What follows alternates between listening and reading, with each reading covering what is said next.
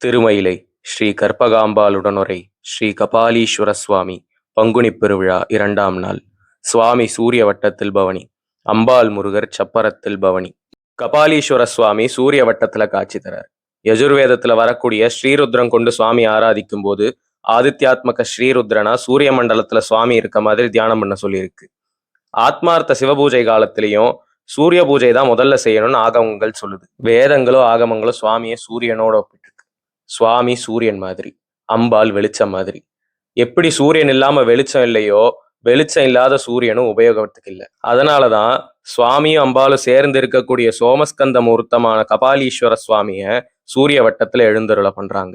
நவகிரகங்களுக்கு அதிபதியான சூரியன் மேல சுவாமி வர்றப்போ அவருக்கு சூரியனுக்கு உகந்த தாமரை செம்பருத்தி புஷ்பங்களை சமர்ப்பிக்கிறது உத்தியோகத்துல வெற்றி, பதவி உயர்வு மாதிரியான சூரிய கிரகத்தோட அனுகிரகத்தையும், ஆதித்யாத்மக ஸ்ரீ கபாலீஸ்வர மூர்த்தியோட அனுகிரகத்தால சுவாமியே ஞான சூரியனா வந்து ஞான பிரதானமும் பண்ணுவாருன்னு சாஸ்திரம் சொல்லியிருக்கு.